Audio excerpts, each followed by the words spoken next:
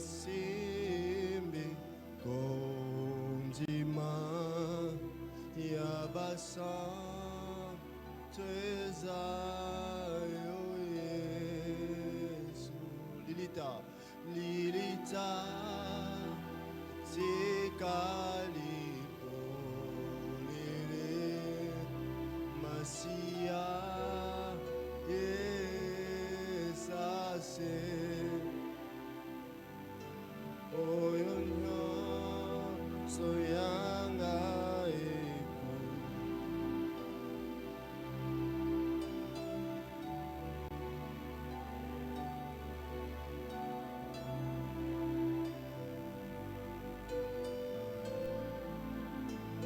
Est-ce qu'on peut être debout?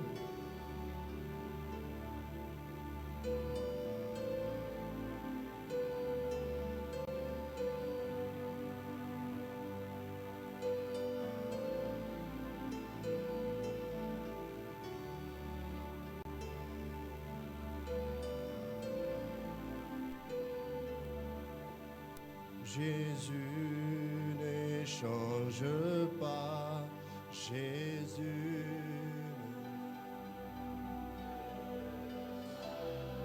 Alléluia.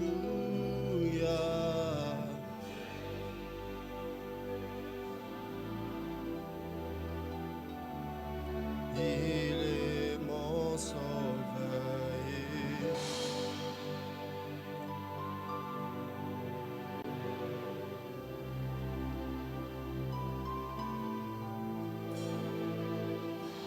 J'aimerais que tu les fasses fort. Jésus ne change pas. Avec tes mains.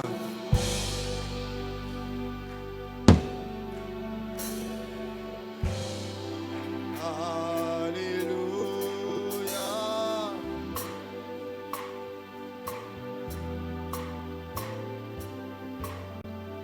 Il est mon sauveur.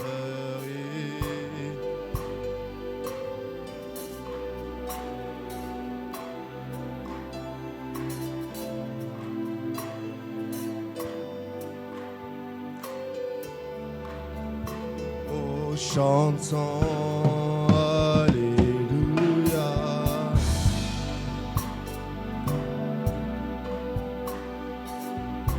Oh Alléluia. Plus fort avec tes mains. Oh, il est mon sauveur.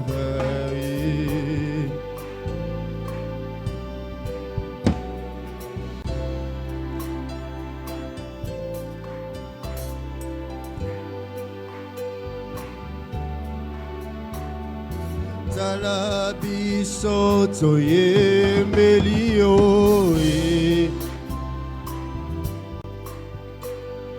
Talabiso to beti mabokwe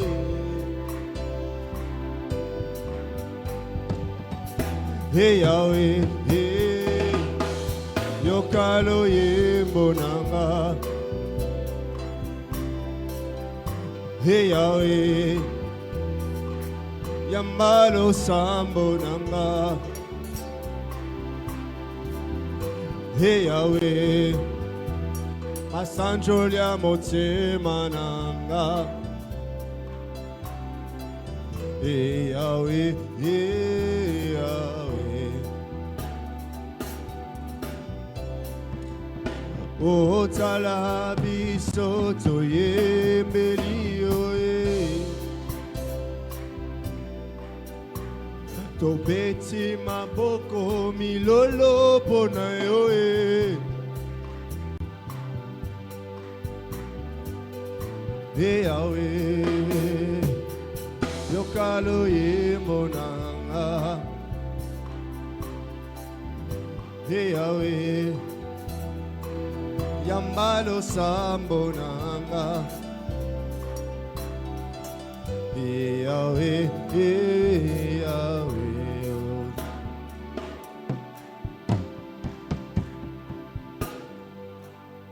Sois béni ce soir. Nous te demandons de nous parler. Fais-nous du bien pendant ces instants. Au nom puissant de Jésus. Amen. Alléluia. Est-ce qu'on peut acclamer le Seigneur? Est-ce qu'on peut bien acclamer le Seigneur? Est-ce qu'on peut exagérer dans nos acclamations? Il y a un ingrédient, voilà. Il y a quelque chose qui manque dans tes acclamations, ce sont tes cris de joie.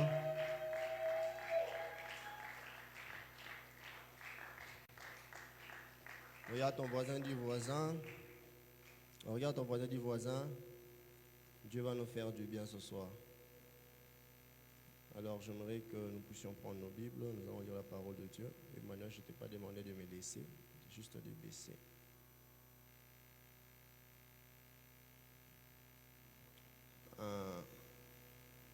Ce soir, Dieu va nous faire du bien, je le sens dans mon cœur. Apparemment, les gens ne sont pas sensibles ce soir. Je disais que Dieu va nous faire du bien. 1 Corinthiens chapitre 5, le verset 7. J'aime parler de Jésus. Et Jésus va nous faire du bien. Et j'aimerais que nous puissions le lire ensemble. C'est le seul texte que nous allons lire. Et les autres, nous allons les lire dans la suite. Le deuxième texte qu'on va lire, on va les lire en étant assis. Alors, 1 Corinthiens chapitre 5, verset 7. On va les lire ensemble. Vous y êtes? Vous y êtes? On peut lire ensemble. 1, 2, 3, go. Faites disparaître les vieux levains, afin que vous soyez une pâte nouvelle, puisque vous êtes sans levain, car Christ, notre Pâque, a été immolé. On acclame la parole de Dieu, on peut se rasseoir.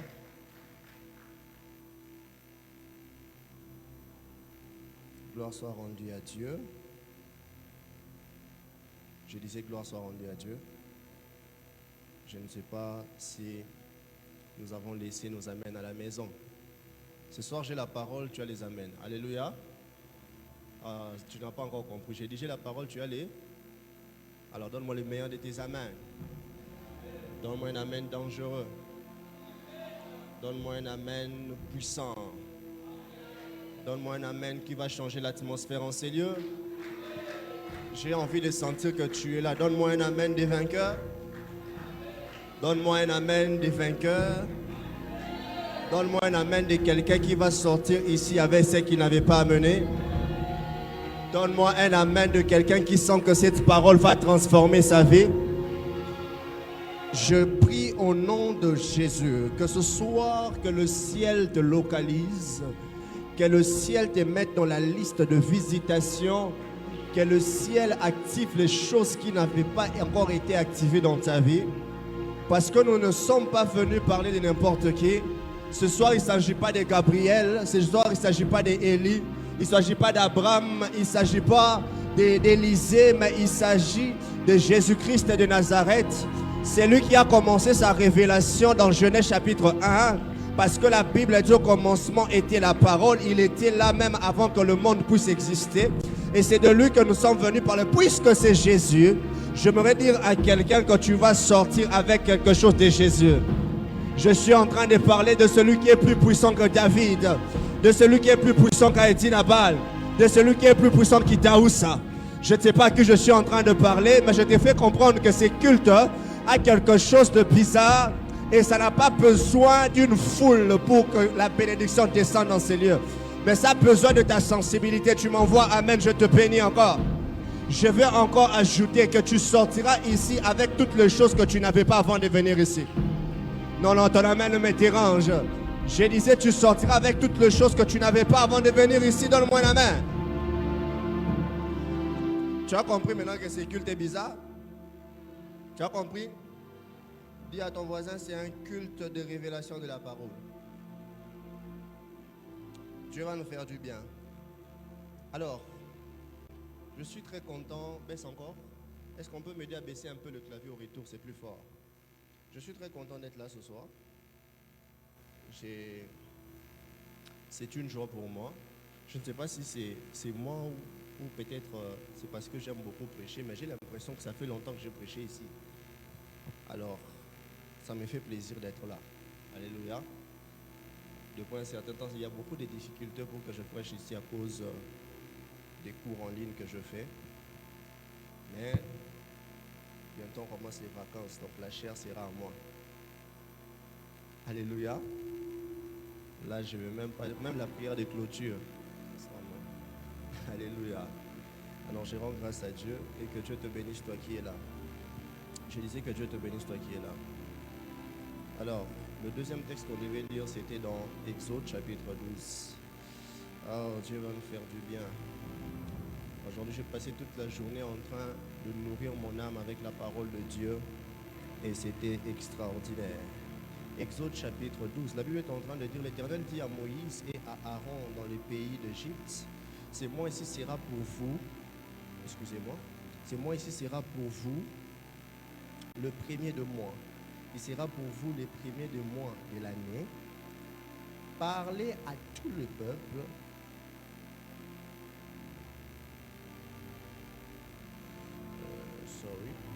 Excusez. Parlez à tout le peuple d'Israël et dites, le deuxième jour de ce mois, on prendra un agneau pour chaque famille. Quelqu'un dit avec moi un agneau pour chaque famille. Un agneau pour chaque maison. Dis avec moi un agneau pour chaque maison.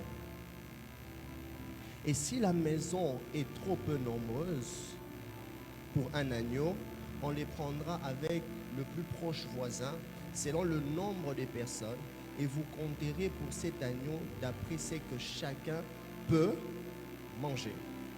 Ce sera un agneau sans défaut, mâle, âgé d'1 an. Quelqu'un dit avec moi 1 an. On dit ça bien, 1 an. Et vous pourrez prendre un agneau ou un chevreau et vous les garderez jusqu'au 14e jour de ce mois. Et toute l'assemblée d'Israël y monera entre le 2 soirs. Alléluia. Entre le 2 soirs. Et on prendra de son sang et on les mettra sur les 2 poteaux et sur les linteaux de la porte des maisons où on les mangera. Et cette même nuit, on en mangera la chair rôtie au feu et on la mangera avec les pains sans levain. Quelqu'un dit les pains sans levain. Et des herbes amères. Vous les mangerez point à demi cuit et bouilli dans l'eau. Mais il sera rôti au feu avec la tête, les jambes et l'intérieur. Et vous ne laisserez rien jusqu'au matin. Et s'ils en restèrent quelque chose le matin, vous le brûlerez au feu. Et quand vous le mangerez, vous aurez vos reins sains, vos souliers aux pieds et votre bâton à la main. Et vous le mangerez à la hâte. C'est la Pâque de l'Éternel. Encore une partie qui m'intéresse, le verset 12. La Bible dit ceci. Cette nuit-là, je passerai dans le pays d'Égypte et je frapperai tout premier-né. Quelqu'un dit avec moi, tout premier-né. Tout premier-né du pays d'Égypte, depuis les hommes jusqu'aux animaux. Et j'exercerai des jugements contre tous les dieux de l'Égypte. Je suis l'Éternel. Et le sang vous servira des signes sur les maisons où vous serez. Les maisons où vous serez, je verrai le sang et je passerai par-dessus vous. Et il n'y aura point de plaie qui vous détruise quand je frapperai le pays d'Égypte. Je crois que je vais me limiter là. Alléluia. On acclame la parole de Dieu. Quelqu'un est prêt à écouter la parole de Dieu? Oh, quelqu'un est prêt à écouter la parole de Dieu? Quelqu'un dit avec moi, Christ est notre Pâque. On dit bien Christ est notre Pâque. Alors, grande est ma joie d'être là pour annoncer la parole de Dieu. Et je crois que Dieu va me faire du bien. Alléluia. Alors, j'ai besoin de tes amens pour que je puisse donner ce que Dieu m'a donné. Alléluia.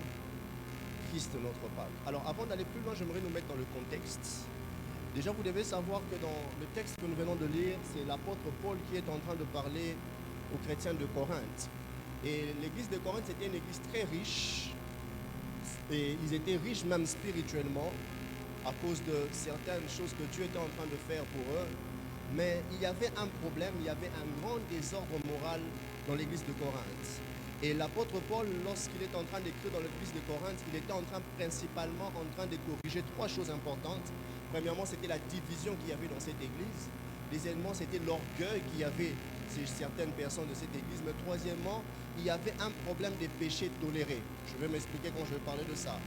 Parce que vous allez vous rendre compte ici que lorsque l'apôtre Paul parle à l'église de Corinthe, il est en train d'ordonner une discipline spirituelle très sévère. Et l'objectif ici, ce n'était pas pour détruire les personnes, mais c'était pour leur faire comprendre que c'était pour restaurer en fait leur vie. Parce que l'idée derrière le travail que Paul était en train de faire, c'était de leur montrer que la correction vise le salut et non la destruction. Est-ce que je parle à quelqu'un? La correction vise le salut et non la condamnation, la destruction. Et voilà pourquoi il y a maintenant dans ce texte, dans le chapitre que nous venons de lire quelque part, l'apôtre Paul commence maintenant à vouloir parler du pain sans levain. Et vous devez savoir que lorsqu'on parle du pain sans levain, parce que dans le verset 6 jusqu'au verset 8, il est en train de parler, il dit un peu de levain fait lever la pâte. Quand il parle de cette expression, il voulait parler du péché, pour leur faire comprendre que si on ne traite pas le péché peut contaminer toute une communauté. On est ensemble? Donne-moi un meilleur des amens. Si on ne traite pas le péché peut contaminer toute une communauté. Voilà pourquoi, à partir de là, maintenant, il a introduit la notion de la Pâque. Et il est en train de dire, ôtez les vieux levains, c'est-à-dire les anciens péchés. La Bible dit, si un homme est en Christ, il devient une nouvelle créature. Et il leur fait comprendre que vous devez ôter le péché qui continue à persister dans votre vie. Est-ce que je suis entendu parler à quelqu'un? Et la question à se poser ici, c'est quel est le rapport entre la Pâque et le fait de parler du vieux levain? Parce que dans Exode chapitre 12, vous allez vous rendre compte que lorsque nous étions en train de lire ici, qu'il y a aussi cette expression, le pain sans levain. Même là-bas, Dieu, en donnant l'instruction de la Pâque, il insiste sur le fait que lorsqu'ils vont manger le pain, que ce soit le pain sans levain. Est-ce que je suis en train de parler à quelqu'un? Est-ce que je suis en train de parler à quelqu'un? Pourquoi? Parce qu'il voulait leur faire comprendre que la Pâque, au-delà de tout ce que ça a comme bénéfice, la Pâque est une fête de la sanctification. Quelqu'un me donne la main. Et lorsque vous lisez ce texte, vous allez vous rendre compte que Paul nous présente trois choses importantes qui est en harmonie entre la Pâque de Moïse et la Pâque que Christ est. La première, c'est qu'il nous fait comprendre que Christ est l'agneau pascal. La deuxième chose, l'apôtre Paul nous fait comprendre que les levains, c'est le péché. La troisième chose, il nous fait comprendre la nouvelle vie qui est la vie de pureté. Autrement pour dire, si Christ nous a sauvés, nous devons vivre différemment. Si Christ nous a sauvés, nous devons vivre dans la pureté. Si Christ nous a sauvés, nous devons marcher dans la sanctification. Quelqu'un me donne un amen. Parce que Christ notre Pâque, parce que Christ notre Pâque nous a sauvés, nous devons marcher en vivant dans ses préceptes, en évitant le péché, en détruisant le vieux levain. Est-ce que je parle à quelqu'un? Voilà pourquoi j'aimerais, avant d'aller plus loin, que tu retiennes ceci, c'est que le sacrifice de Christ ne nous a pas donné une excuse pour pécher, mais ça nous a donné une puissance pour vivre dans la sanctification. Je répète, le sacrifice de Jésus ne nous a pas donné une excuse pour pécher, mais ça nous a donné une puissance pour marcher dans la sanctification. Le problème aujourd'hui, surtout avec la notion de la grâce, nous pensons que le fait que Christ est mort et qu'il nous a donné la grâce nous donne le droit de faire toutes choses que nous pouvons faire, même quand il n'y a pas la volonté de Dieu dedans. J'aimerais dire à quelqu'un ceci, en termes de grâce, dans mon humble avis, je pense que la grâce est plus dure que la loi. Parce que la loi de Moïse était en train de dire que quand on attrape quelqu'un en flagrant délit d'adultère, on doit les lapider et les tuer. Mais la grâce est en train de dire, si seulement tu penses, tu as péché. Je parle à quelqu'un. Si seulement tu penses, la grâce dit, au temps de la grâce, la Bible est en train de dire, si seulement tu convoites la femme de ton voisin, tu as seulement pensé, tu as péché, tu es condamnable.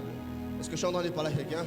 Cela veut dire que nous devons savoir que la notion de la Pâque c'est d'abord une fête qui doit nous ramener à comprendre qu'il y a une vie que nous devons mener qui doit correspondre à la vie de Christ.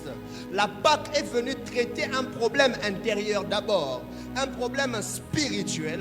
Voilà pourquoi il nous a communiqué son caractère en mourant à la croix. Et je prie ce soir au nom de Jésus que de ces lieux sortent des hommes et des femmes qui seront purs. Oh, tu refuses de me donner un amen. J'ai dit qu'ils sortent des hommes et des femmes qui seront purs. Parce que la Pâque nous a transformés. Donne-moi les meilleurs deux amen. Maintenant, il y a quelque chose qui m'intéresse. C'est ici qu'il y a une parole qui va beaucoup te plaire. C'est que je me suis rendu compte que la Pâque n'a pas commencé par Christ, n'est-ce pas? Nous venons de lire ici, c'est avec Moïse que la Pâque a commencé, dans Exode chapitre 12. Dieu donne les instructions sur la Pâque. Et vous allez vous rendre compte, il y a 4 choses importantes qu'il est en train de dire, qui concernent la Pâque, qui est en train même de marier la Pâque de Christ et la Pâque de Moïse. Premièrement, il est en train d'ordonner que les Israélites puissent sacrifier un agneau sans défaut. Et c'est comme ça, même nous, pour que nous puissions être sauvés, il fallait qu'il y ait un homme qui n'a point péché pour que nous puissions être sauvés. Deuxièmement, il est en train de dire qu'on doit appliquer les sangs dans les linteaux des portes. Troisièmement, il est en train de dire que l'ange destructeur va passer pour détruire. Et déjà, vous devez savoir, même en partant, c'est une parenthèse que j'ouvre, vous allez vous rendre compte qu'il y a 2 orthographes de la Pâque. Il y a Pâque sans S et Pâque avec S. La Pâque sans S, c'est la Pâque de Moïse. Et cela concerne le passage. C'est comme ça on dit en hébreu Pashka ou en grec Pashka, qui veut dire passer outre. Voilà pourquoi, lorsque Dieu a instauré la Pâque, c'est parce que l'ange de la mort allait passer, mais quand il verra les sangs, il ne va pas tuer, il va passer outre. Mais la Pâque avec S, c'est la Pâque de Christ qui concerne la mort et la résurrection. Je suis en train de parler à quelqu'un. Et la 4e chose que vous verrez ici concernant la Pâque de Moïse, c'est que la Pâque de Moïse parle de la délivrance du peuple en Égypte, n'est-ce pas? Et quand vous lisez les instructions, vous allez comprendre que la Pâque égale protection et délivrance par le sang. Comme pour dire, on ne peut pas parler de la Pâque si on ne parle pas de la présence du sang. Pourquoi? Parce que le travail que Dieu voulait pour son peuple exigeait la présence ou l'existence d'un sang. Et vous allez comprendre pourquoi je suis en train de dire ça. Et maintenant, quand j'étais en train de lire ce matin, j'ai lisé Cordon Manassé, j'ai lisé la Bible parce que je cherchais à comprendre.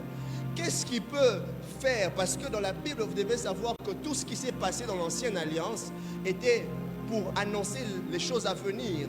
Quand je parle de choses à venir, c'est-à-dire le temps de Christ. Voilà pourquoi vous allez vous rendre compte que Christ est le seul dont on a prophétisé sur sa venue comme au temps passé. Lorsque vous lisez les livres d'Ésaïe, il ne dit pas que c'est lui qui viendra, il sera un agneau, on l'a considéré ceci. Non, il dit il a été considéré, il parle toujours dans le passé. Parce que le problème, c'est que le sacrifice de Jésus était avant l'existence du monde. Est-ce que savez-vous qu'avant que l'homme ne pêche, l'agneau était immolé avant la fondation du monde? C'est-à-dire que Dieu peut précéder tes problèmes pour préparer la solution à tes problèmes. Voilà pourquoi il a déjà immolé l'agneau avant que l'homme puisse penser à pécher. J'ai envie de dire à quelqu'un, l'œuvre de la croix, c'était simplement une formalité d'accomplissement d'une chose qui existait. Voilà pourquoi tout commence en esprit. C'est-à-dire dans le spirituel, on avait déjà agréé le sacrifice de Jésus. Voilà pourquoi ça ne pouvait pas rater dans le physique. J'ai envie de dire à quelqu'un, c'est que Dieu a déjà prévu dans le spirituel et une confirmation que ça ne peut pas te rater dans le physique. Regarde la main que tu me donnes. Je disais, regardez la main que tu me donnes. Je disais que ce que Dieu a préparé dans le spirituel ne peut pas te rater dans le physique. Maintenant, la question à se poser ici, c'est de chercher à savoir, Excel, quels sont les points qui met la différence entre la Pâque de Christ et la Pâque de Moïse. Parce que le deux, on parle de la Pâque, mais ça n'a pas le même impact. Je parle à quelqu'un. Le deux, on parle de la Pâque, mais ça n'a pas le même impact. Alors il y a 5 choses dont je veux parler ce soir. Et puis après, nous allons prier. Quelqu'un est prêt? On peut y aller? La première chose que vous devez savoir, c'est que dans la Pâque de Moïse, la Bible est en train de dire ceci, Toti. Dieu donne les préceptes. Il dit que chaque maison doit manger un agneau. Chaque maison doit immoler, doit sacrifier un agneau. Donc, dans la Pâque de Moïse, Dieu est en train d'établir le fait que le sacrifice doit se faire mais en ayant plusieurs agneaux dans chaque famille et dans chaque maison. Cela veut dire que dans la Pâque de Moïse, le sacrifice se fait tout en ayant chacun son sacrifice. On est ensemble, hein? Dans la Pâque de Moïse, le sacrifice se fait tout en ayant chacun son sacrifice. Mais pendant que je réfléchissais, je me disais, mais quelle est la différence avec Jésus? C'est là maintenant que Jean m'appelle, il me dit, lorsqu'il est venu se faire baptiser, j'étais en train de voir quelqu'un entrer. Mais quand je l'ai baptisé, soudainement une voix s'est fait entendre. Cette voix m'a dit, voici l'agneau de Dieu, pas qui ôte les péchés d'une famille, pas qui ôte les péchés d'une maison, mais qui ôte les péchés du monde. C'est-à-dire la différence c'est que ils ont besoin d'avoir chacun un sacrifice, mais lui il a été le seul sacrifice qui a réglé tout à la fois. J'ai envie de dire à quelqu'un, après Jésus on n'a plus besoin des autres sacrifices. Il a été l'agneau excellent, parfait de Dieu. Et la différence c'est que on parle des agneaux dans la Pâque de Moïse, mais lorsqu'on parle de Jésus on dit l'agneau de Dieu. Il y a une différence entre les agneaux qu'on a utilisés et l'agneau qui monte à la croix, parce que celui-là c'est l'agneau de Dieu. Voilà pourquoi lorsque ils immolaient l'agneau pour la Pâque, il n'y avait pas de voix. Mais lorsque c'est Christ, il faut qu'il y ait une voix, parce qu'il n'est pas n'importe quel sacrifice. J'ai envie de dire à quelqu'un, ta victoire c'est à cause de l'assurance du fait que ce n'est pas n'importe quel agneau est monté. Non, tu n'es pas là. Je vais arrêter de prêcher. Je suis venu en prédicateur. Je disais, ce n'est pas n'importe qui est monté à la croix, c'est l'agneau de Dieu qui ôte les péchés du monde. Là-bas, il faut que la famille ait l'agneau, mais nous, on n'a pas besoin, parce que l'agneau de Dieu est déjà monté. Ah, donne-moi un amen, donne-moi un amen. Je prie au nom de Jésus, puisqu'il était passé à la croix et il avait tout accompli. Et vous savez, la beauté, c'est que lorsque ils immolaient l'agneau, il n'y a pas eu de tout est accompli. La différence avec notre agneau, c'est qu'avant de mourir, avant qu'on le tue, il a dit tout est accompli. Donc notre agneau n'avait pas seulement la capacité d'accepter de se laisser tuer, mais il pouvait parler avant de mourir. J'ai envie de dire à quelqu'un, la différence avec l'agneau qui est mort pour toi, il pouvait parler pour la transformation de ta vie. Je prie au nom de Jésus, l'agneau de Dieu qui a ôté le péché du monde commence une histoire dans ta vie, parce que le contact qu'on a avec lui à la croix fait que nous devons expérimenter des choses avec lui. Donne-moi la main. La deuxième chose, reste avec moi comme ça, Emmanuel. La deuxième chose, la Bible dit ceci. Lorsqu'on prend l'agneau, Papa Étienne, la Bible déclare ceci. Il faut que ce soit un agneau de 1 an. Regardez-moi 1 an. C'est bizarre, hein? Il faut que ce soit un agneau qui a combien? 1 an. Or, après la Pâque, c'était resté quelque chose. Parce que la Bible dit juste en bas, quand vous lisez, il dit que vous allez faire ceci en perpétuité. Donc vous allez continuer à le faire. Maintenant, quelque chose se passe. Lorsqu'on a construit les tabernacles, la Bible déclare que le sacrificateur entrait jusqu'au lieu du sacrifice.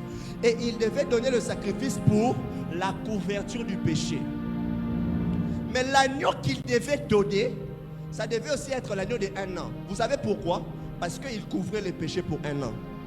Cela veut dire, après une année, les sacrificateurs devaient encore rentrer pour donner l'agneau de 1 an. Maintenant, la différence avec mon Jésus, c'est que depuis qu'il est mort, je n'ai plus vu un sacrificateur qui est venu pour encore finir un péché.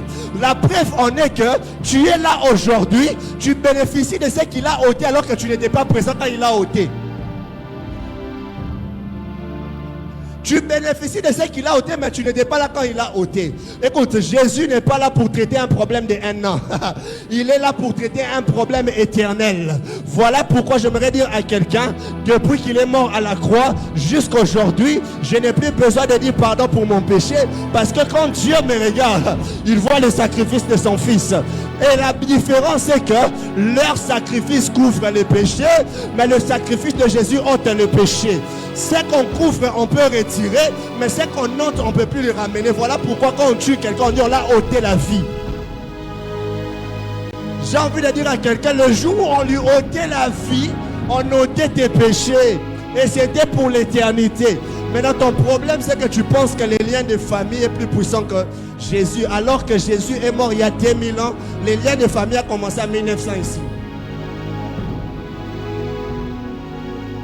Je prie au nom de Jésus, il n'y a aucun lien qui va te réclamer. J'ai pensé que je parlais à quelqu'un. Je disais, il n'y a rien qui va te réclamer parce que le sacrifice de Jésus a traité le problème une fois pour toutes.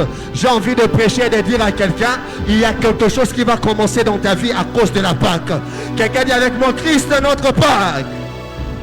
La différence, c'est que la différence entre la Pâque de Moïse et la Pâque de Jésus, c'est que dans la Pâque de Jésus, dans la Pâque de Moïse, Moïse doit instruire le peuple d'avoir le sacrifice. Mais dans la Pâque de Jésus, il est lui-même le sacrifice. Dans la Pâque de Moïse, ils vont prendre l'agneau. L'agneau ne va pas discuter. Il va aller, on le tue. Mais dans la Pâque de Jésus, même quand il a la possibilité de se défendre, il accepte de mourir. Dans la Pâque de Moïse, on tue l'agneau. Mais dans la Pâque de Jésus, il accepte de mourir. Je parle à quelqu'un. Voilà pourquoi j'aimerais dire à quelqu'un, il n'y a rien qui est plus grand, plus puissant, plus beau que Jésus. Parce que l'œuvre de la croix, c'est la plus belle et grande chose que Dieu a accomplie dans l'humanité. Voilà pourquoi j'aimerais dire à quelqu'un, il n'y a aucune puissance qui est plus puissante que la croix. J'ai dit, il n'y a aucune puissance qui est plus puissante que la croix. La croix de Jésus est plus puissante que les autorités, les dominations, tout de ces mondes. Parce que Jésus est le plus beau d'entre les hommes. On continue? On monte encore? On monte encore? Alors, moi, on a 4e point. Libéba.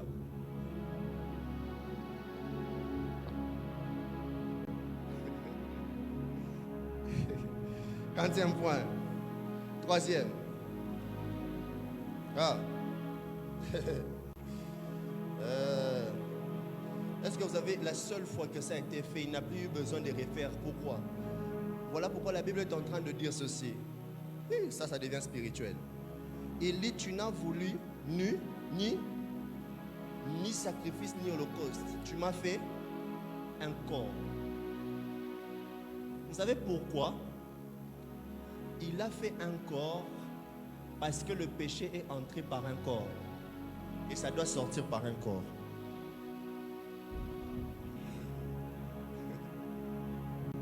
Ce n'est pas l'esprit qui a péché, c'était l'homme, l'être qui a péché. Et comme c'est le corps qui a péché, ça doit quitter par les corps. Voilà pourquoi, malgré la toute divinité de Dieu, lui-même respecte les principes. Il sait que non, les choses physiques se traitent physiquement. Les choses spirituelles se traitent. Parce que si c'était seulement les choses spirituelles, l'agneau était immolé avant la fondation.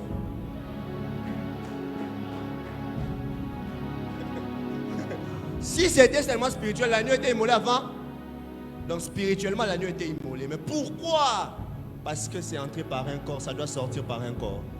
J'ai envie de dire à quelqu'un, si la malédiction est entrée par un corps, qui est les chefs coutumiers de ta famille, ça sortira par un corps, ton corps. Est-ce que vous pensez que c'est un plaisir que la Bible dise votre corps c'est le temple de Dieu? C'est vous qui pensez que le corps n'est pas spirituel. Posez la question pourquoi Dieu a envoyé l'ange, c'est pas que pour avoir l'ange dans Moïse. Pas son esprit, son corps. Son corps. Son corps. Son corps. Si le corps n'était pas important, l'accomplissement de l'œuvre de la croix devait finir en esprit. Quand il est mort, on les laisse. Pourquoi il doit ressusciter avec un corps?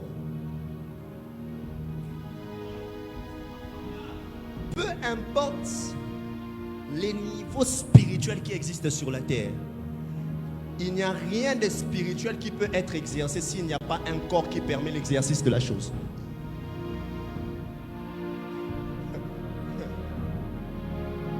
Les dieux divins, pour qu'ils se manifestent dans l'humanité, il doit descendre dans un humain.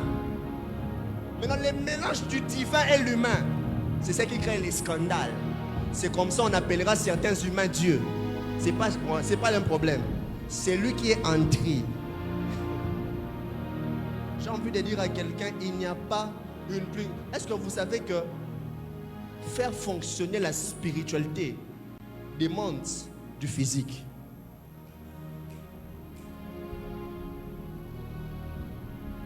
Je parle à quelqu'un. Oh, en Christ, vous êtes bénis de toutes sortes de bénédictions spirituelles. Toi, tu penses que ces bénédictions, tu vas aller jouir de ça. Au Kanzi, au Kumba, range, revient dans mon limo. Au bas d'un esprit. Au bas d'un esprit. Jusqu'à preuve du contraire, il est prouvé par plusieurs théologiens, même quand vous essayez de lire l'Apocalypse, il est prouvé qu'au ciel, on ne va pas se reconnaître comme des mariés femmes là-bas. Maintenant, on te dit que Dieu t'a déjà béni, mais c'est spirituel. Utilise ton corps pour que ce qui est invisible, je ne vois pas ça, mais la Bible a déjà parlé. Maintenant, utilise ton corps en harmonie avec ton esprit. Prends ça. C'est quoi? C'est la science des saints. David dit, cette science est tellement au-dessus que je ne peux pas le supporter. C'est au-dessus de ma portée. Voilà pourquoi la Bible dit, lorsqu'on était en train de regarder Daniel, on a dit, il a les esprits des dieux saints. Parce que, écoute, il y a un niveau de science. Vous pensez que la croix, c'est seulement comme ça, biboudigi. La croix, c'est l'œuvre la plus spirituelle qui existe dans l'humanité. Quand tu étudies la croix, tu ne peux pas... Est-ce que vous pouvez comprendre? Un homme, la Bible dit qu'on avait écrit sur sa croix, on a écrit quoi? Le roi de Juifs. Maintenant, j'ai une question. Quand est-ce qu'on avait écrit ici sur sa cuisse? Ce qui a été écrit par les hommes a été modifié dans sa cuisse. On a dit il est le roi des Juifs, mais dans la cuisse, on a dit le roi des rois. Comme pour dire non, il n'est pas seulement pour les Juifs. J'ai envie de prêcher ce soir. Il n'est pas seulement le roi des Juifs. À la course, on voit le roi de... C'est-à-dire, en dehors des Juifs, tous ceux qui sont rois sont sous lui. C'est la science des saints. Ah.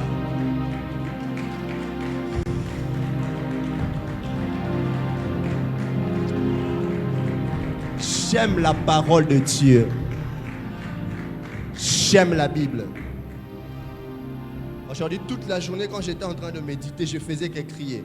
J'étais avec un frère qui me disait, qu'est-ce qui se passe? Je disais, je vois des choses ici, c'est bizarre. Et ça m'a encore boosté. J'ai envie d'entrer dans une retraite qui va me faire qu'après la retraite, là, je dois être un maître.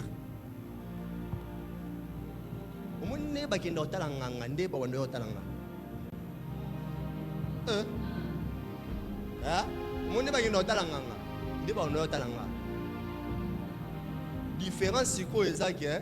Bon bah le Gabon va mboka ngasko fozo avion au Canada. Donne-moi Alix. Donne-moi le meilleur des amens. Dis à ton voisin, Jésus n'est pas ton ami. Dis à ton voisin, Jésus n'est pas ton ami. Hein?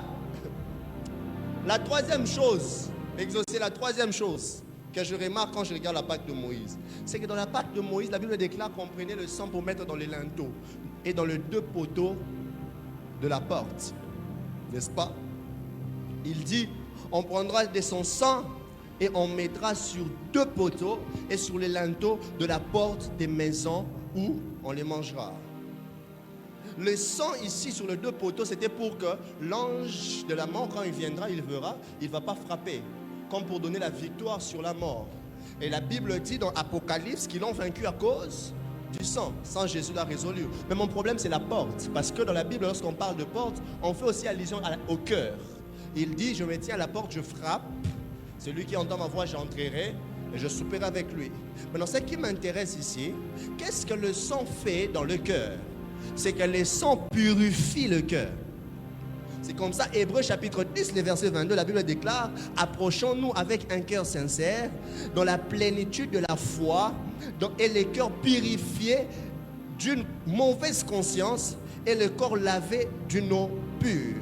Mais lorsque vous lisez dans le chapitre 9, toujours Hébreu, le verset 14, il dit combien plus le sang de Jésus-Christ qui, par un esprit éternel, s'est offert lui-même sans tâche à Dieu, purifiera-t-il votre conscience des œuvres mortes? Donc on nous fait comprendre ici, c'est que là-bas, la porte représentait des maisons, ici la porte représente les cœurs. Quand il est mort à la croix, il a fait un lavage de nos cœurs. Voilà pourquoi j'aimerais dire à quelqu'un, tu ne peux pas vivre éternellement avec des blessures intérieures. L'une des choses que la croix a réglé, c'est aussi le problème de ton cœur. Alléluia. Prenez ces points comme une parenthèse. Le quatrième point, c'est que dans la Pâque de Moïse, donne-moi un amen. Dans la Pâque de Moïse, la Bible dit ceci: vous allez sacrifier l'agneau. Hein, Toti? La Bible est Zagitoro. Vous allez sacrifier l'agneau. L'ange de la mort va venir, frère d'Accordi. Mais quand il viendra, il passera outre. Pourquoi? Parce que j'envoierai l'ange de la mort qui va frapper tout premier-né. Tout premier-né. C'est-à-dire, dans la Pâque de Moïse, on célèbre chacun dans sa maison parce qu'à l'extérieur, les premiers-nés meurent. Je répète, dans la Pâque de Moïse, on célèbre la Pâque chacun chez lui parce qu'à l'extérieur, tous les premiers-nés sont en train de faire quoi? De mourir.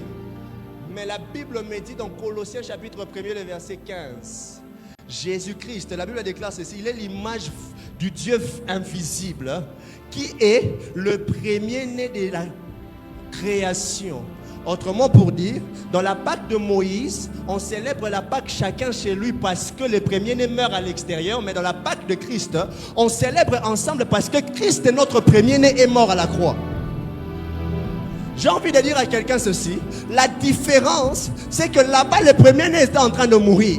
Mais avec nous, notre premier-né, Jésus-Christ de Nazareth, il est mort à la croix, il a résolu le problème une fois pour toutes. J'ai envie de dire à quelqu'un ce soir, que ton problème était résolu parce que le premier-né est déjà mort.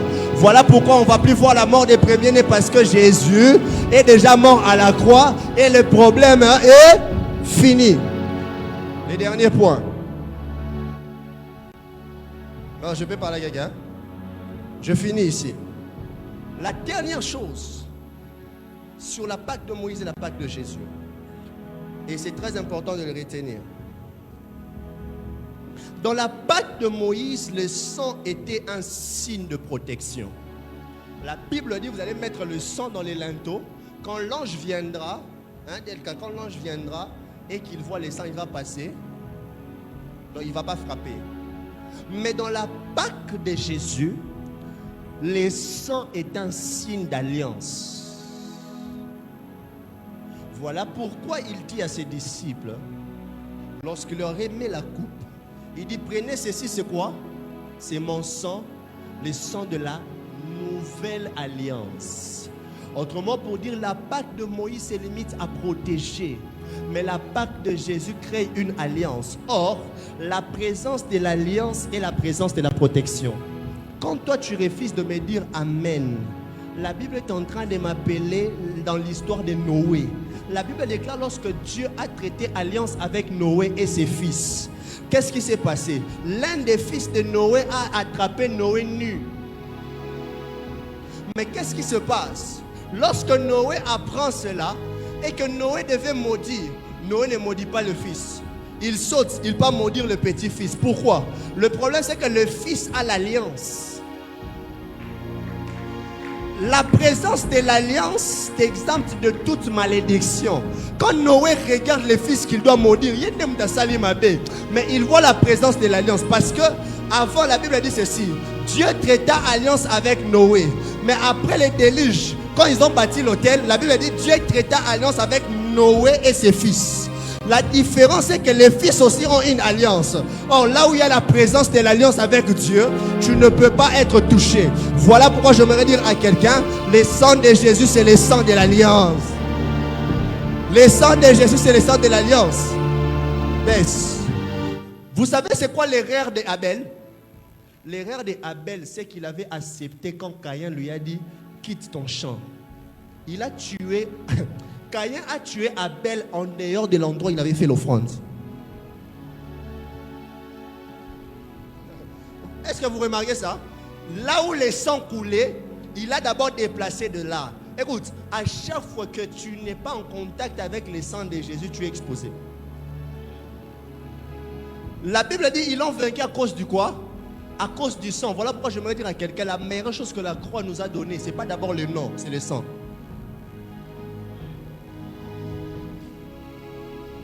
Je parle à quelqu'un. Je répète, la meilleure chose que la croix nous a donnée, ce n'est pas d'abord le nom, c'est le sang. Écoute, quand tu t'identifies dans le sang de Jésus, écoute, le sang d'Abel crie, mais le sang de Jésus parle. Vous savez pourquoi le sang d'Abel crie? Il réclame la vengeance. Mais le sang de Christ parle. Parce qu'il est en train de plaider pour nous pour qu'on ne soit pas frappé. Et la différence, c'est que le sang de Jésus n'a pas besoin de crier parce qu'il est proche du Père à la droite.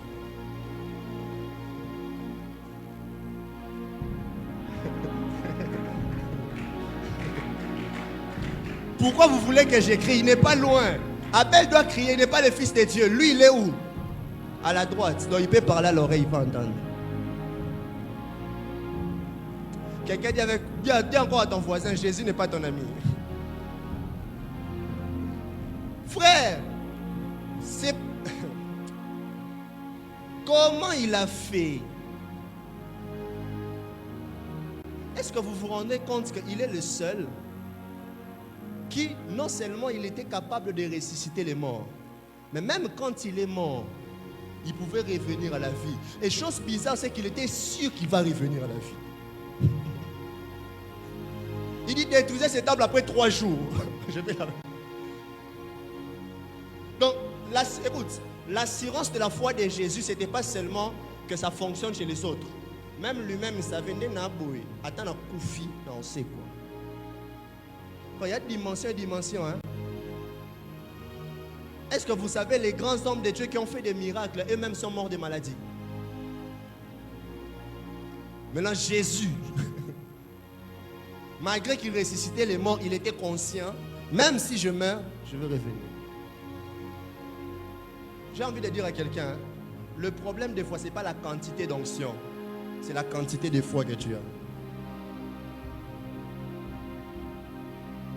Beaucoup d'onction avec peu de foi, tu feras que des petites choses.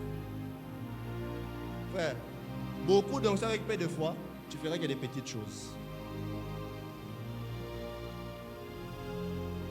Beaucoup d'onction, beaucoup de foi. Je prie que Dieu élève en ces lieux des hommes et des femmes spirituels qui comprennent que la croix les a tout légués. Que la croix les a donné des choses. La Bible dit il a effacé l'acte dont les ordonnances nous condamnaient. J'ai envie de dire à quelqu'un, celui qui est mort à la croix n'est pas n'importe qui. Vous savez, j'aime une chose, hein. Cette semaine on était en train de parler sur un thème à l'église, la croix du milieu. Vous savez ce que j'aime avec l'homme qui était au milieu? Il est différent de ceux qui étaient à côté. Pourquoi? Ceux qui sont à côté, ils sont en train d'être lapidés. Ils sont crucifiés parce qu'ils ont péché, mais celui qui est au milieu est en train de payer leur péché. J'ai envie de dire à quelqu'un, Jésus est différent de ton oncle. Le problème avec toi, c'est que tu as besoin des preuves extra pour croire à la puissance de la croix. Écoute, la croix a fait que toutes les bénédictions futures est citées dans les passés dans la Bible. La Bible dit, en Christ, vous avez été bénis de toutes sortes de bénédictions. Donc ma bénédiction future est cachée dans les sacrifices qu'il avait accomplis à la croix.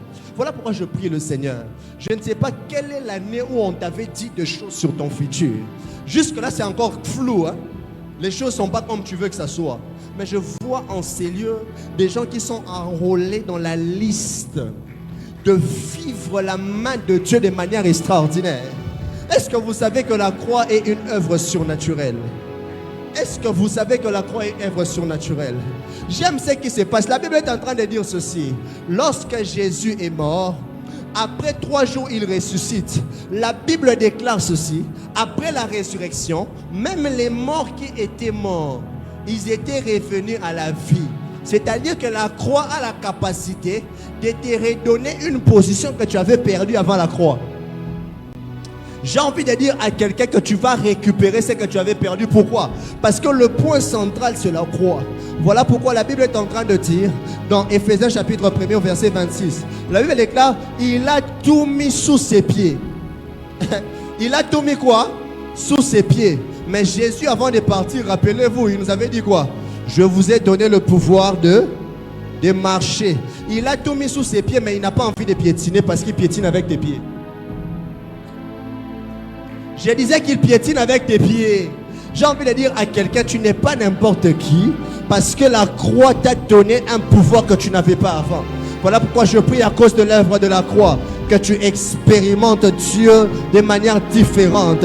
Christ, c'est lui la Pâque. Christ, c'est celui qui a accompli des choses extraordinaires.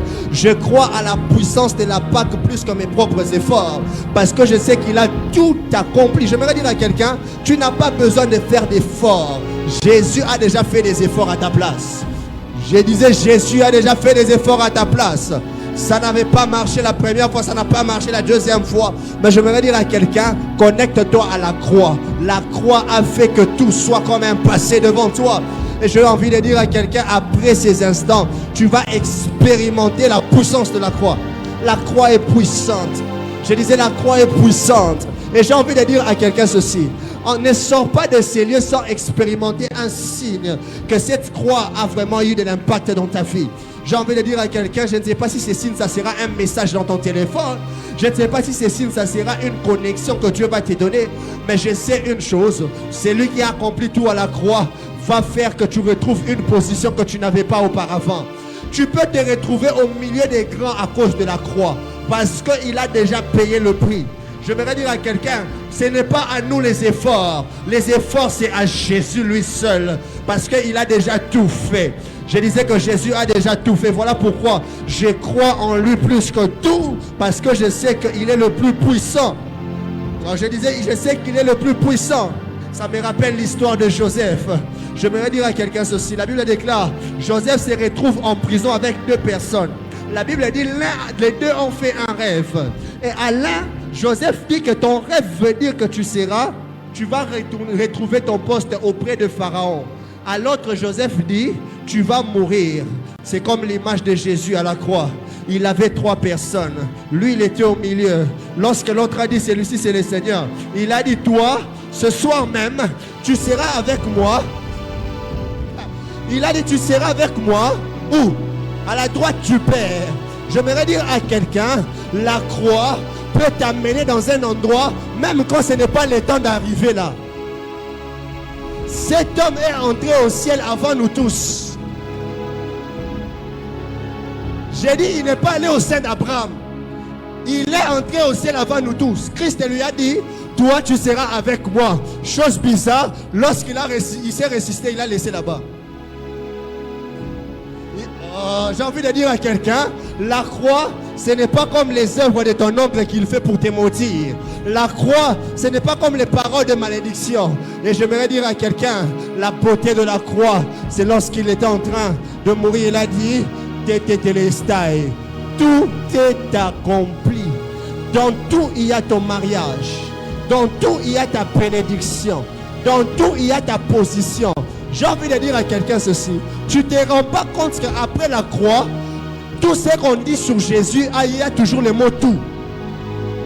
Tout est accompli. Il a tout mis sous ses pieds. Il a reçu le nom de Dieu. Maintenant, le mystère c'est quoi? C'est que moi je suis en Christ. Est-ce que tu sais que quand tu te présentes devant tes ennemis, ce n'est pas toi qu'on voit, c'est Christ qu'on voit. Alors comme on voit Christ, la Bible dit tout genou fléchit. Donc les problèmes fléchissent devant Jésus, mais par accident ce n'est pas Jésus qui est devant les problèmes, c'est moi. Voilà pourquoi lorsque Moïse était devant la mer Rouge, Moïse a levé les bâtons. Les enfants d'Israël ont vu Moïse lever les bâtons. La mer Rouge s'est fondue en deux. Mais David dit, lorsque Moïse était devant la mer Rouge, il a levé les bâtons. Il dit, la mer a vu la face de Dieu. J'ai envie de dire à quelqu'un, tel que tu es là, il y a quelque chose en toi qu'on ne voit pas. Celles tes ennemis voient. Des fois, ça ne m'étonne pas que certaines personnes me combattent, ils ne m'ont pas vaincu. Parce qu'ils ne me voient pas. La Bible dit, celui qui est en... On dit, celui qui est en... Et quoi? Plus fort que celui qui est dans le monde. On dit, il n'y a aucun lien de famille qui peut te réclamer. Celui qui est en toi est plus fort que celui qui est dans le monde. J'ai envie de dire à quelqu'un, il est maintenant temps que nous qui avons bénéficié de l'œuvre de la croix, je veux faire une déclaration dangereuse. Donne-moi ta Bible, donne-moi ta Bible. Je veux faire une déclaration dangereuse. Les hommes, des fois, vont les prendre. Je mets ma main dans la Bible. Je déclare et je prophétise. En ces lieux, que Dieu enrôle des nouveaux millionnaires de ces pays. Tu n'as pas dit Amen. Je ne suis pas venu faire de la blague. J'ai toujours dit aux gens, je ne suis pas un charpentier. Je ne suis pas maçon. Ce que je sais faire, c'est ça mon travail. Je dis encore et je répète, de ces lieux qui sortent de futurs DG. Ah, ton amen est faible. J'ai dit de ces lieux qui sortent des premières dames de ce pays. D'ailleurs, je vais prophétiser que dans ces pays, même pas aujourd'hui, même pas après, mais il y aura un jour, je parle en prophète, et gardez ces images, il y aura un jour, il y aura une présidente femme dans ce pays. Et je prie, si ça ne sera pas toi, ça sera tes enfants. Si ça ne sera pas ton enfant, ça sera ton petit. Je prie que Dieu le fasse dans ta vie. Ce qui n'avait pas marché va marcher, parce que la parole de Dieu, la Bible dit la parole est une lampe. Ça va éclairer ces choses que je suis en train de dire. Je refuse en ces lieux de pauvres. Je refuse en ces lieux qu'il y ait des hommes qui n'avancent pas. Je refuse en ces lieux qu'il y ait des gens qui tournent sur place. À cause de l'œuvre de la croix, je prie que tu sautes des étapes, que tu arrives là où tu ne pouvais pas arriver. Donne-moi un amen, je déclare sur ta vie que l'œuvre de la croix restaure la bénédiction de ta famille. Je disais que l'œuvre de la croix restaure la bénédiction de ta famille. Ce qui n'avait pas marché va marcher cette fois-ci. Voilà pourquoi, après ici, va encore essayer de faire entrer ton CV. Je prie même pour ceux qui me suivent en ligne. Au nom de Jésus, que cette prière puisse prendre forme. La parole déclare, les paroles que je vous ai dites sont esprit et vie. Je prie que cette parole puisse porter l'esprit.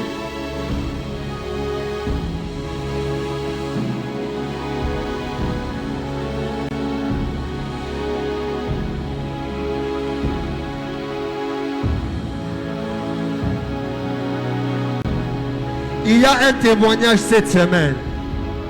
Je disais, il y a un témoignage cette semaine. Je disais, il y a un témoignage cette semaine.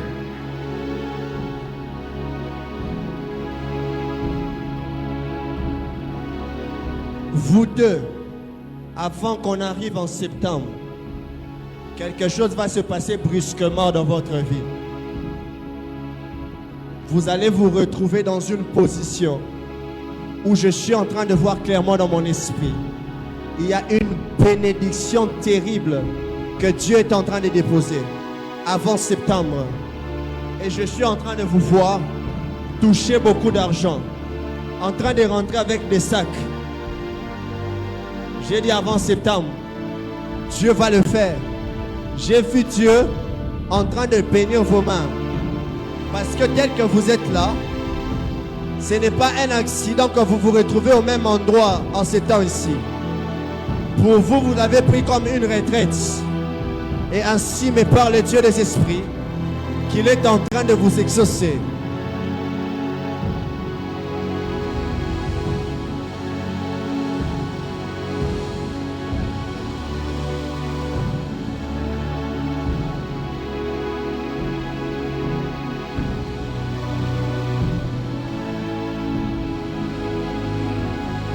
La malédiction qui commençait à peser sur ta famille vient de tomber.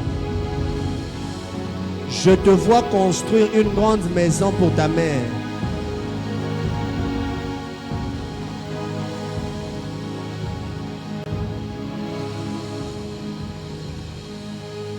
Je suis en train de me voir dans un territoire. Et je vois des rituels qui ont été faits au nom de ta famille. Voilà pourquoi il n'y a pas des hommes qui vont loin. Mais Dieu me dit par toi quelque chose est en train de commencer en 2026.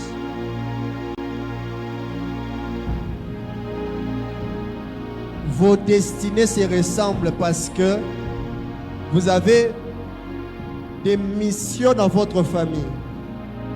Et vous allez inaugurer une saison de richesse.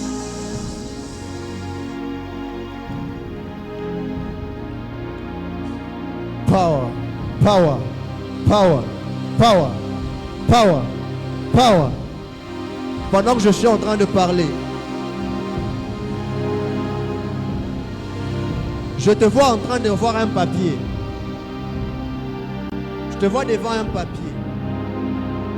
Baisse un peu. Mais en train de signer. Attention, il y a des anges en ces lieux. Je te vois devant un papier en train de signer. Mais pendant que tu es en train de signer, je vois clairement dans mon esprit devant toi 3 visages. Je vois le chef d'État. Je vois le ministre de budget. Mais pendant que je suis en train de te parler, je suis en train de voir un projet en train d'entrer. Avant que je ne voie la 3e personne. Je vois un projet en train d'entrer. Mais je vois ces projets en train d'entrer par quelqu'un qui t'est proche. Il introduit un projet qui est un projet en groupe. Et ces projets, c'est pour une demande que l'argent puisse sortir. Mais pendant que je parle, je vois vos téléphones en train de sonner. Et je vois clairement dans mon esprit, on vous appelle, on vous dit que le projet a marché. Et Dieu est en train de me dire, il te positionne dans ce pays. Et il positionne Maître Joël. Je le vois avoir une direction politique. Bouger un peu du côté juridique. Entrer dans le côté politique. Je le vois clairement dans mon esprit. Parce que Dieu est en train de le positionner. Et pendant que je suis en train de parler, Dieu est en train de me dire, de te dire que c'est que tu sentais dans ta vie. Dieu me dit, c'est tellement proche. Je vois quelqu'un qui vient qui te remet l'argent. Et je vois un grand salon de coiffure. Je prie au nom de Jésus que ces choses, Dieu l'accomplisse. Je disais, ces choses, Dieu l'accomplisse. Il y a quelqu'un qui t'amènera en Europe, toi.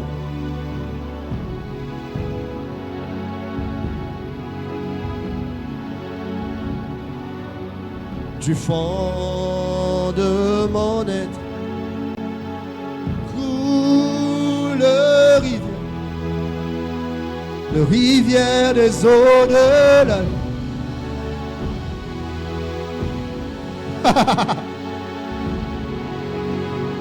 Du fond de mon être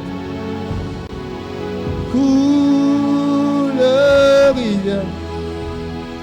le rivière des eaux de la vie. Shahala Degos. Je ne sais pas qu'est-ce qui se passe, mais je sens que toutes les choses que j'étais en train de déclarer est sous l'atmosphère. Pose un acte prophétique, dans 2 minutes on finit. Je ne sais pas quel est l'acte prophétique que tu vas poser, mais pose un acte prophétique seulement.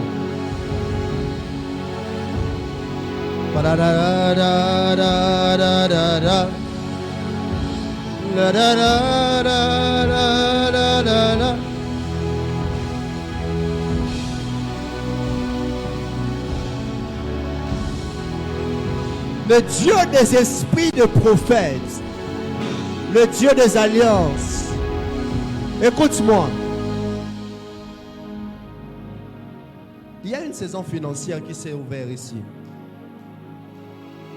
Je suis dans une alliance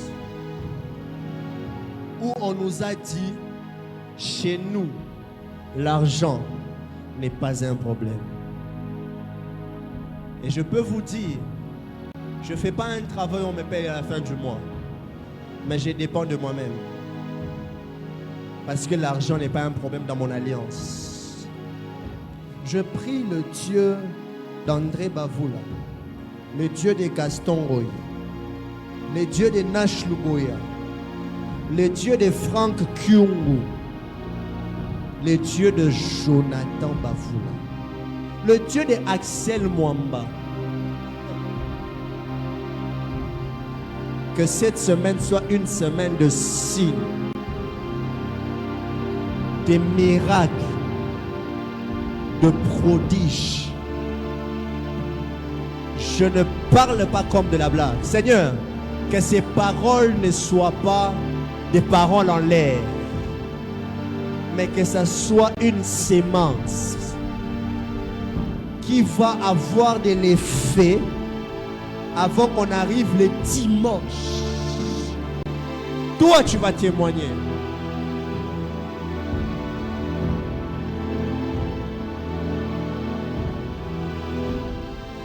Je finis ici. Je fais une vision. Ça, c'était un signe où j'ai vu, on a remis à quelqu'un un nouveau téléphone. C'est un signe de bénédiction qui commence dans sa famille. Quand ça va s'accomplir, viens me le dire. Et je te dirai pourquoi Dieu a fait ça. J'ai vu, on l'a remis un nouveau téléphone. Et Dieu me dit de vous dire, ce programme,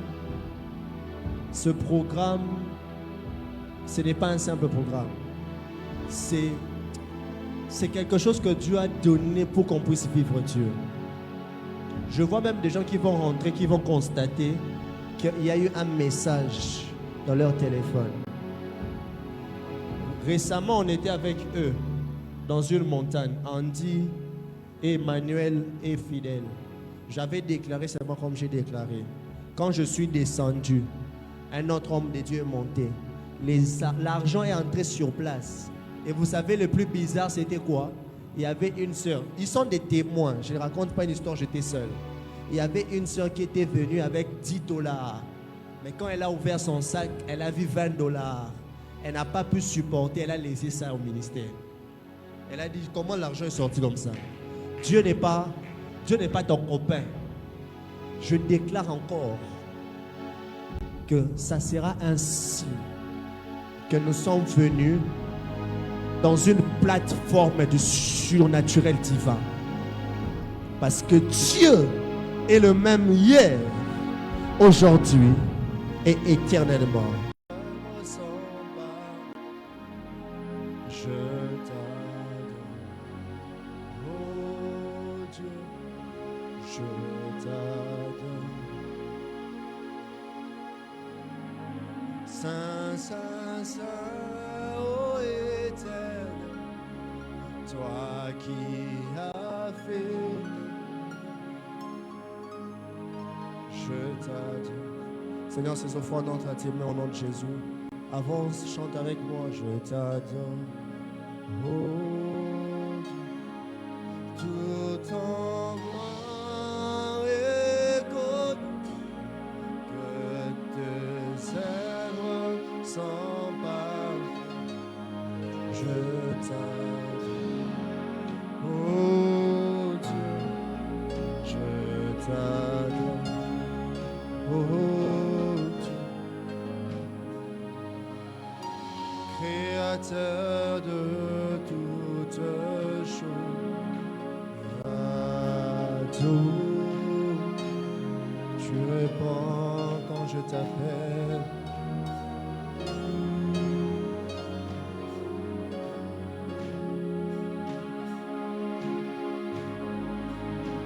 Créateur de toutes choses.